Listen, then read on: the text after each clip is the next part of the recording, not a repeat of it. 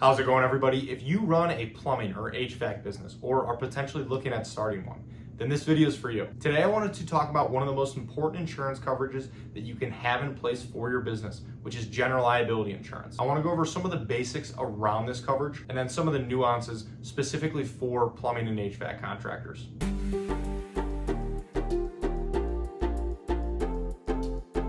Thank you for stopping by. My name is Brian. I'm an independent insurance agent based here in the state of Michigan, Metro Detroit specifically, and I work with businesses on their commercial insurance programs, as well as helping families and individuals with their personal insurance, their home, their auto insurance as well. My goal with this channel is to pass on a little bit of educational information to you so that you can make more informed decisions around your insurance, and then overall help answer any questions that you might have. So let's get into it. And before we get too far into the video, I do want to invite you to subscribe to the channel. And if you find this video helpful, useful, anything like that, please feel free to like, share, pass it along with anyone else as well. So to start, general liability insurance is designed to help protect your business if something goes wrong on a job or with work you've done and there's damage to somebody else's property or a third party gets injured. It will help cover claims related to property damage, bodily injury, or completed work claims. For example, if a pipe bursts after a repair job and there's water damage, or maybe if a customer or another third party slips and falls on one of your job sites. General liability insurance can help cover the medical expenses, any property damage repair costs, and then if there is a lawsuit, those legal defense costs, any potential judgments or settlements from the claim. It's also important to understand that general liability insurance does not typically cover the cost to redo any of your work that might have caused property damage. It will just cover the actual property damage repair costs that were caused by your work. So if you install a new HVAC system, it fails because of a mistake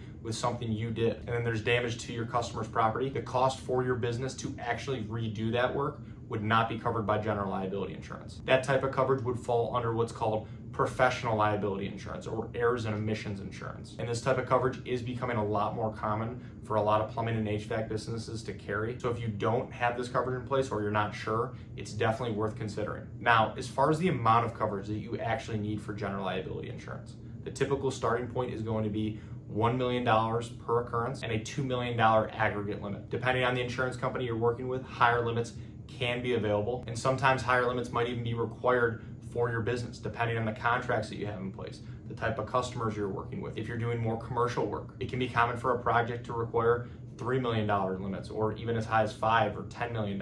And in these cases, a commercial umbrella liability policy can help meet those coverage requirements. An umbrella would help extend the coverage on your primary policies and would also potentially sit over your workers' comp and commercial auto. Now, for the cost for general liability insurance for a plumbing or HVAC business, it will typically depend on a few factors. For the most part, it will be based on your payroll and then the type of work you're actually doing. There is a class code for plumbing and HVAC work, but if your business also does electrical work, that will have a separate class code. And then if your business does use any subcontractors, the total cost of that subcontracted work will also be taken into account. And then depending on the insurance company you're working with, the type of projects you're doing can also play a role. Contractors that do large commercial projects will be looked at differently than residential home service contractors. Some insurance companies are a lot more comfortable with commercial work than residential, and then vice versa as well. Some prefer residential contractors over commercial. It will depend on each insurance company, so it's definitely helpful to work with an agent that does have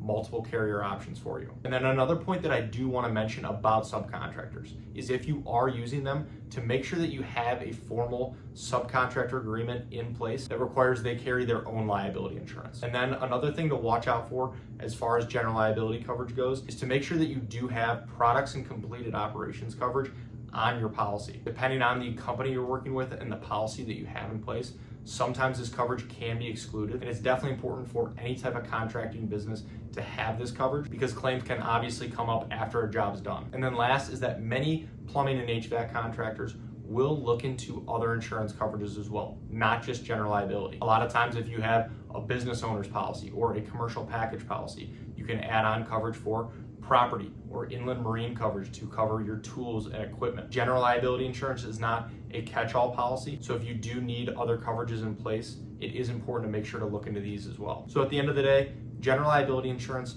shouldn't just simply be looked at as a requirement for your business to have in order to just get on a job site. It really can provide a lot of protection and peace of mind so that you can focus on running your business and doing good work. So thank you for watching. And if you are looking for help with your business insurance or general liability insurance specifically, I would love the opportunity to work with you and see if our team can help. There are a lot of ways to get a hold of me, and they should all be in the description below.